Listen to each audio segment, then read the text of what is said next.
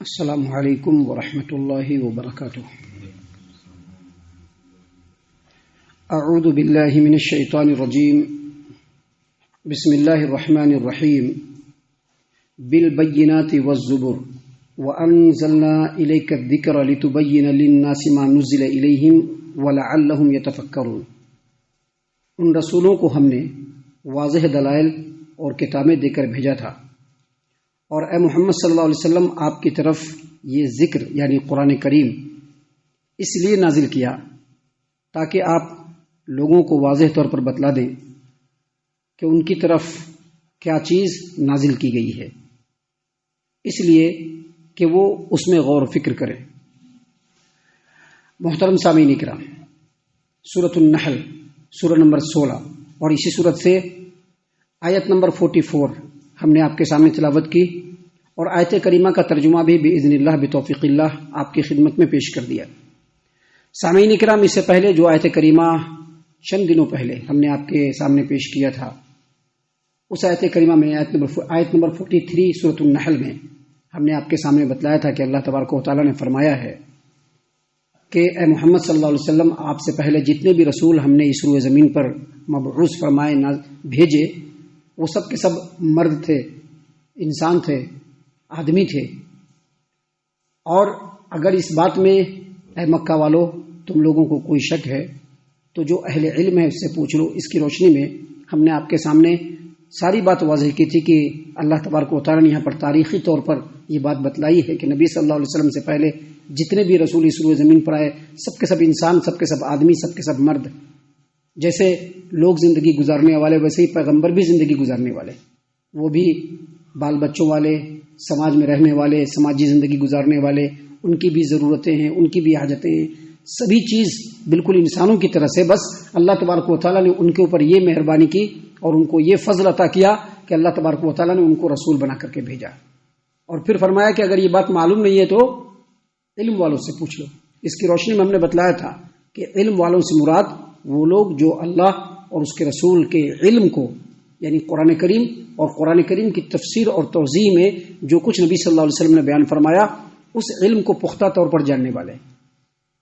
اہل علم سے مراد اس آیت کریمہ میں اگرچہ یہود و نصارہ کے علماء کرام یہاں پر، لیکن یہ حکم عام ہے، جو بھی علم والے ہیں، جو قرآن و حدیث کی جاننے والے ہیں، ان سے مسئلے کو پوچھ کر کے اس پر عمل کیا جا سکتا ہے۔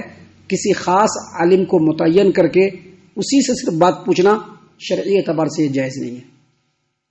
جو علماء کرام ہیں، جو قرآن و حدیث کو بیان کرنے والے ہیں، جو بھی آپ کے سامنے میسر ہیں، آپ ان سے پوچھ سکتے ہیں اور اس پر عمل کر سکتے ہیں۔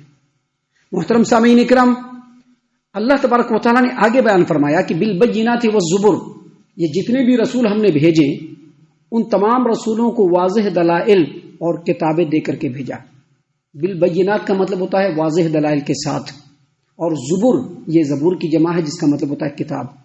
زبور کا مطلب ہوتا ہے کتاب، زبر اس کی جمع یعنی کتابیں۔ جتنے بھی رسول بھیجے ان کو ہم نے دلائل بھی دیا، براہین بھی دیے اور کتابیں بھی دے کر کے بھیجا تاکہ جو باتیں ہیں اس کو لوگوں کے سامنے واضح کر دے۔ سامعین کرام، آگے اللہ تبارک و تعالیٰ نے محمد عربی صلی اللہ علیہ وسلم کو مخاطب کرتے ہوئے کہا وَأَنزَلْنَا إِلَيْكَ الذِّكْرَ، اور اے نبی صلی اللہ علیہ وسلم یہ ذکر ہم نے آپ کی طرف نازل کیا۔ یہاں پر ذکر سے مراد پورا کا پورا دین اسلام۔ ذکر سے مراد کیا ہے؟ پورا کا پورا دین اسلام۔ اور پورا کا پورا دین اسلام ہم کو کہاں ملے گا؟ پورا کا پورا دین اسلام ہم کو اللہ کے کلام میں بھی ملے گا اور پیارے رسول صلی اللہ علیہ وسلم کی تعلیمات میں بھی ملے گا۔ اس کے علاوہ آپ کو کہیں بھی دین نہیں مل سکتا ہے۔ کسی بھی عالم کا بتایا ہوا کوئی بات دین نہیں ہو سکتا ہے۔ کسی بھی فقیہ کی بتائی ہوئی کوئی چیز دین نہیں ہو سکتا ہے۔ اگر کسی عالم، کسی فقیہ کی کوئی بات قرآن و حدیث کے مطابق ہے تو وہ دین ہے، اگر اس کی اپنی رائے ہے تو وہ دین نہیں ہو سکتا ہے۔ اللہ تبارک و تعالیٰ نے اپنے پیارے رسول صلی اللہ علیہ وسلم کو اسی بات کو یہاں پر بیان فرمایا وَأَنزَلْنَا إِلَيْكَ الذِّكْرَ، ہم نے آپ کی طرف ذکر نازل کیا۔ ترجمہ میں ہم نے قرآن بتلایا کیونکہ اکثر قرآن کہا جاتا ہے، لیکن ذکر میں صرف قرآن نہیں ہے بلکہ ذکر کا مطلب سمجھنا اور سمجھانا بھی ہے، اور ذکر کا مطلب جتنی بھی کتابیں اللہ تبارک و تعالیٰ نے نبیوں پر نازل فرمائی وہ سب بھی آتے ہیں۔ ذکر کا مفہوم بڑا وسیع ہے، اور یہاں پر جو ذکر ہے، ذکر سے مراد دین اسلام، اور دین اسلام جو ہے وہ دو چیزوں کے اندر ہے، ایک اللہ کے کلام کے اندر اور ایک نبی کے فرمان کے اندر۔ اسی لیے دیکھیے اللہ تبارک و تعالیٰ نے آگے مزید فرمایا کہ وَأَنزَلْنَا إِلَيْكَ الذِّكْرَ، اے محمد صلی اللہ علیہ وسلم ہم نے آپ کی طرف ذکر نازل کیا، لِتُبَيِّنَ لِلنَّاسِ مَا نُزِّلَ إِلَيْهِمْ، تاکہ جو کچھ ہم آپ کی طرف نازل کر رہے ہیں آپ اس کی وضاحت پورے طور پر لوگوں کے سامنے بیان کر دیں. لِتُبَيِّنَ لِلنَّاسِ مَا نُزِّلَ إِلَيْهِمْ، لوگوں کی طرف کیا نازل ہوا ہے، اللہ تبارک و تعالیٰ نے لوگوں کے لیے کیا نازل کیا ہے آپ لوگوں کو بتلا دیں. وَلَعَلَّهُمْ يَتَفَكَّرُونَ، تاکہ لوگ غور و فکر کرنے والے بنیں.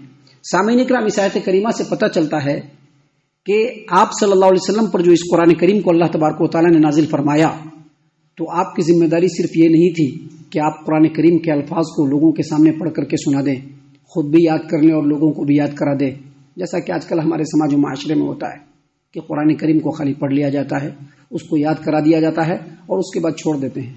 مسلمانوں کا ایک بڑا طبقہ جو علم دین پڑھنے اور پڑھانے کا دعویٰ کرتے ہیں ان لوگوں کے یہاں بھی یہی حال ہے کہ صرف قرآن کریم کے الفاظ کو پڑھا دیا گیا، اس کو رٹا دیا گیا، حافظ بنا دیا گیا، ہو گیا. نہیں، نبی صلی اللہ علیہ وسلم کی ذمہ داریاں اس کے علاوہ تھیں، جس میں سے ایک ذمہ داری کا یہاں پر ذکر ہو رہا ہے، وہ یہ کہ محمد صلی اللہ علیہ وسلم جو قرآن کریم کی آیات ہم آپ کی طرف نازل کر رہے ہیں آپ اس قرآن کریم کی آیات کو پڑھ کر کے بھی سنائیے اور پھر اس کے معنی اور مطلب کو بھی وضاحت کے ساتھ بیان کیجیے. یہاں پر دیکھیے اللہ نے فرمایا وَأَنزَلْنَا إِلَيْكَ الذِّكْرَ لِتُبَيِّنَ لِلنَّاسِ، اے محمد صلی اللہ علیہ وسلم ہم نے آپ کی طرف ذکر نازل کیا تاکہ آپ اس کی وضاحت لوگوں کے سامنے بیان کر دیجیے.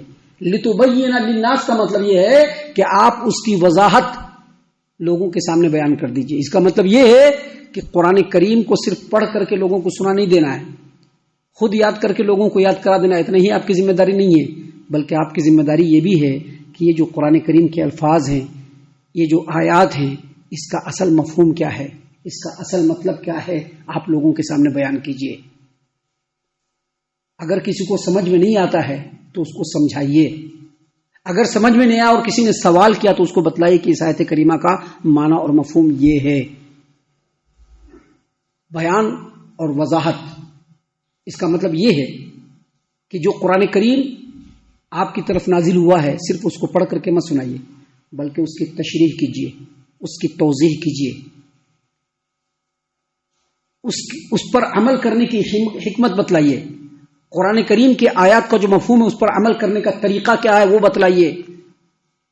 ابھی دیکھیے قرآن کریم کی وضاحت، اس کو اگر سمجھنا ہے تو اس طرح سے سمجھیے کہ قرآن کریم کی وضاحت اس وقت تک نہیں ہو سکتی جب تک کہ جس نے قرآن کریم نازل کیا ہے اور جس کے اوپر قرآن کریم نازل ہوا ہے دونوں کے اندر ان آیات کا معنی اور مفہوم متعین نہیں ہو، جب تک اس پر عمل نہیں ہو سکتا ہے. فار ایگزامپل، ایک آدمی مثال کے طور پر اس کا نام زید ہے، وہ سامنے والے کو مخاطب کرتے ہوئے کہتا ہے کہ پانی لاؤ. اب پانی لاؤ، پانی اور لانا زید کے ذہن میں اور جس کو کہا گیا ہے اس کے ذہن میں اگر پانی لانا کا مطلب اور مفہوم نہیں واضح ہوگا تو کیا اس پر عمل ہوگا؟ نہیں ہو سکتا ہے. اگر زید سامنے والے کو کوئی حکم دیتا ہے اور حکم دیتا ہے ایسے الفاظ کے ساتھ جس کے الگ الگ معنی نکلتے ہیں، جب تک زید اس کے معنی اور مفہوم کو سامنے والے کو نہیں بتلائے گا تب تک اس پر عمل ہو سکتا ہے؟ نہیں عمل ہو سکتا ہے. زید کسی ایسے لینگویج میں کسی کے سامنے کوئی چیز حکم دیتا ہے اور سامنے والا اس لینگویج کو نہیں جاننے والا ہو تو جب تک زید اس کو نہیں بتلائے گا کیا اس پر عمل کر سکے گا؟ نہیں عمل کر سکے گا. یہ قرآن کریم یہی چیز ہے. اللہ نے قرآن کریم بھی پیارے رسول صلی اللہ علیہ وسلم کے اوپر نازل فرمایا اور اس قرآن کریم کے آیات کا جو معنی اور مفہوم ہے اس کو بھی آپ کے ذہن میں ڈالا. دیکھیے اللہ تعالیٰ ابھی جو ہم نے فجر کے نماز میں جو سورہ پڑھا اس میں اللہ تبارک و تعالیٰ نے اپنے رسول کو مخاطب کرتے ہوئے کہا کہ فَإِذَا قَرَأْنَاهُ فَاتَّبِعْ قُرْآنَهُ. دیکھیے آپ قرآن کریم جب ہم آپ کے اوپر نازل کرتے ہیں تو آپ جلدی جلدی مت پڑھیے. جب ہم قرآن کریم آپ کے اوپر نازل کریں تو پہلے ہم کو پڑھ لینے دیجئے اور پھر پیچھے سے آپ پڑھیے. إِنَّ عَلَيْنَا جَمْعَهُ وَقُرْآنَهُ. قرآن کریم کو آپ کے سینے کے اوپر جمع کرنا اور آپ کا پڑھنا یہ میری ذمہ داری ہے. اور آگے اللہ نے فرمایا ثُمَّ إِنَّ عَلَيْنَا بَيَانَهُ. اور جو قرآن کریم ہم آپ کے اوپر نازل کر رہے ہیں اس کے معنی اور مفہوم اور بیان کو بھی آپ کے ذہن میں ڈالنا یہ ہماری ذمہ داری ہے. اس کا مطلب کیا ہے کہ اللہ نے قرآن کریم کی آیت کو بھی نازل کیا اور اس کا معنی اور مفہوم جو ہوتا ہے وہ بھی اللہ تبارک و تعالیٰ نے پیارے رسول صلی اللہ علیہ وسلم کے ذہن میں اسی وقت القاء کیا، اور اللہ کے رسول صلی اللہ علیہ وسلم نے جان لیا کہ اس آیت کا معنی اور مفہوم کیا ہے، اور پھر اللہ تبارک و تعالیٰ نے اپنے پیارے رسول کو یہ حکم دیا کہ جو ذکر ہم آپ کی طرف نازل کر رہے ہیں اس کی وضاحت آپ لوگوں کے سامنے بیان کر دیجئے کہ اللہ کا یہ حکم ہے اور اس طرح سے اس کے اوپر عمل کرنا ہے، اس کی تفسیر یہ ہے، اس کی توضیح یہ ہے، اس کا مطلب یہ ہے، اس کی حکمت یہ ہے، اور اس پر اس طرح سے عمل کرنا ہے۔ اس پورے آیت کریمہ کے معنی اور مفہوم کو سمجھنے کے بعد 3 باتیں ہمارے ذہن میں آتی ہیں۔ پہلی بات یہ کہ جو مسلمان امت ہے، اس امت کے اندر ایک ایسا گروہ بھی ہے جو اپنے آپ کو اہل قرآن کہتا ہے۔ اہل قرآن وہ لوگ ہیں جن کا یہ ماننا ہے اور جن کا یہ کہنا ہے کہ ہمارے لیے یہ قرآن کافی ہے۔ نبی صلی اللہ علیہ وسلم کو جو اللہ تبارک و تعالیٰ نے رسول بنا کر کے بھیجا، صرف اس لیے بھیجا کہ قرآن کریم کو ہم تک پہنچا جائے، اور اللہ کے رسول صلی اللہ علیہ وسلم نے قرآن کریم پہنچا دیا۔ اب ہم کو آگے اس سے کچھ زیادہ لینے کی ضرورت نہیں ہے۔ قرآن نے اس کا رد کیا اور کہا کہ نہیں، اللہ کے رسول صلی اللہ علیہ وسلم کی ذمہ داری صرف قرآن کو لوگوں تک پہنچانا نہیں تھا، بلکہ اللہ کے رسول صلی اللہ علیہ وسلم کی ذمہ داری یہ بھی تھی کہ لوگوں تک اس کے معنی اور مفہوم کو بھی پیش کر دے، اور رسول اللہ صلی اللہ علیہ وسلم نے اس کے معنی اور مفہوم کو بھی وضاحت سے بیان کر دیا۔ قرآن کریم کی آیت نے اس کا رد کر دیا۔ دوسری بات یہ سمجھ میں آتی ہے کہ آپ صلی اللہ علیہ وسلم نے اس قرآن کریم کی وضاحت اور بیان میں جو کچھ ارشاد فرمایا، جو کچھ لوگوں کو بتلایا، شریعت کی اصطلاح میں اس کو حدیث کہتے ہیں، جو ہمارے ہاں موجود ہے۔ ابھی کوئی بھی بات ہوتی ہے تو ہم آپ کے سامنے کیا بولتے ہیں؟ یہ حدیث سے ثابت ہے، اور جو حدیث سے ثابت ہے وہی صحیح ہے۔ ہم برابر آپ کے سامنے بولتے ہیں کہ یہ بات حدیث سے ثابت ہے، اور جو حدیث سے ثابت ہے وہی صحیح ہے، اس کے علاوہ کوئی بھی چیز صحیح نہیں ہے۔ تو نبی صلی اللہ علیہ وسلم نے قرآن کریم کے آیات کے معنی اور مفہوم کی وضاحت میں جو کچھ ارشاد فرمایا اس کو حدیث کہتے ہیں، اور اللہ کے رسول صلی اللہ علیہ وسلم کی حدیث پر عمل کرنا بالکل ویسے ہی واجب ہے جیسا اس قرآن کریم کے اوپر عمل کرنا واجب ہے۔ ایسا نہیں کہ قرآن کریم کا مقام ایسے ہے اور حدیث کا مقام ایسے ہے، ایسا کچھ نہیں ہے۔ نبی صلی اللہ علیہ وسلم کی ایک حدیث ہے جو بالکل واضح حدیث ہے۔ آپ صلی اللہ علیہ وسلم نے فرمایا کہ میرے اوپر اللہ نے قرآن کریم کو نازل کیا، ایسے کر کے میرے اوپر اللہ تبارک و تعالیٰ نے قرآن کریم نازل کیا، اور بالکل قرآن کریم کے مثل ایک اور چیز نازل کی، اور وہ کیا ہے؟ یہی قرآن کریم کا معنی اور مفہوم جو حدیث کی شکل میں اللہ کے رسول صلی اللہ علیہ وسلم کی پوری عملی تفسیر ہمارے سامنے موجود ہے۔ لہذا قرآن کریم کے اوپر جس طرح سے عمل کرنا واجب ہے، نبی کی بتائی ہوئی باتوں پر عمل کرنا بھی بالکل ویسے ہی واجب ہے۔ اگر ہمارے سامنے نبی کی کوئی بات بتائی جاتی ہے اور ہم اس سے روگردانی کرتے ہیں تو یقین مانیے ہم بہت بڑے گناہگار ہوں گے، بہت بڑے گناہگار۔ تیسری بات یہاں پر جو بات سمجھ میں آتی ہے وہ یہ کہ جو آدمی اللہ کے رسول صلی اللہ علیہ وسلم کے بتائی ہوئی باتوں کا انکار کرے گا وہ گویا قرآن کریم کا انکار کرنے والا ہے، کیونکہ آپ صلی اللہ علیہ وسلم نے وہی بات بتلائی جو قرآن کریم کے معنی اور مفہوم اور تفسیر کے اندر ہے۔